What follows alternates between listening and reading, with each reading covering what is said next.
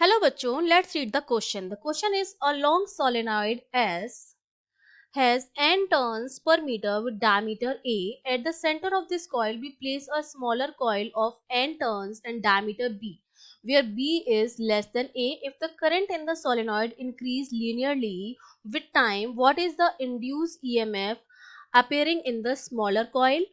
Plot the graph showing nature of variation in EMF if current varies as a function of mt square plus c. तो basically हमको क्या निकालना है, हमको induce EMF निकालना है और उस इंड्यूस ईएमएफ को हमको क्या करना है, प्लॉट करना है उसका टी के रेस्पेक्ट में जब करंट हमारी इस तरह से वेरी कर रही है।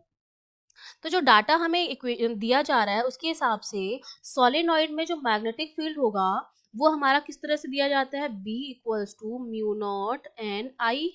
ठीक है, तो सोलेनॉइड के अंदर जो मैग्नेटिक फील्ड होगा बिकॉज ऑफ करंट वो हमारा कितना आ गया, B equals to mu naught N I आ गया।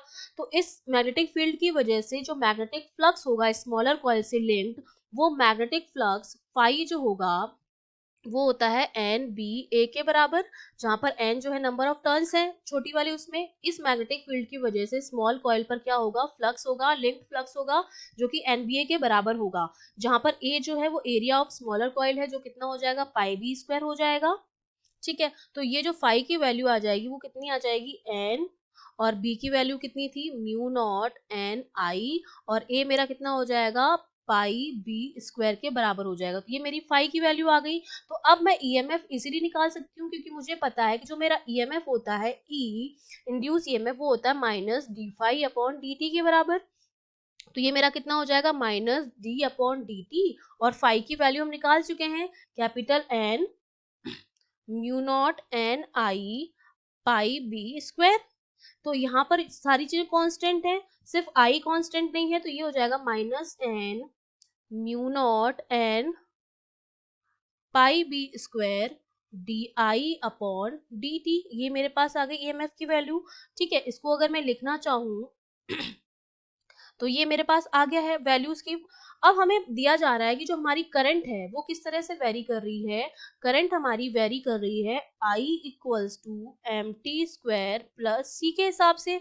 ठीक है, तो मैं यहाँ पर d I upon d t की जगह आई की जगह इस वैल्यू को पुट कर देती हूँ। अगर मैं D I upon d t की वैल्यू निकालूं यहाँ से तो वो मेरे पास क्या आएगी, डी अपॉन डी टी, और आई हो जाएगा एम टी स्क्वायर प्लस सी। तो जब इसको हम सॉल्व करेंगे टी के रेस्पेक्ट में तो ये वैल्यू मेरे पास कितनी आ जाएगी, टू एम टी के बराबर आ जाएगी। आई की वैल्यू, आई जो मेरा आएगा वो कितना आ जाएगा, टू एम टी आएगा। ठीक है, तो बेसिकली ये D I upon d t की वैल्यू टू एम टी, मैं इसको पुट कर देती हूँ तो मेरा जो ई जो आएगा वो मेरे पास कितना आ जाएगा, minus N mu naught N pi B square two M T.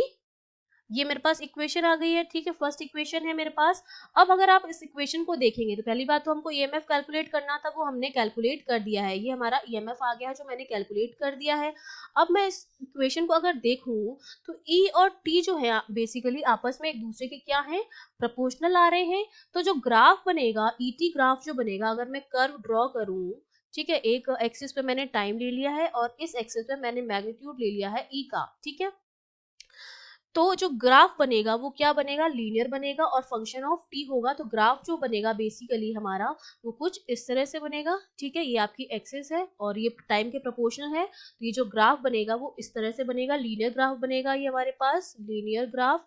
और जो हमारा ई है जो कि इंड्यूस ईएमएफ है वो फंक्शन ऑफ टी है, फंक्शन ऑफ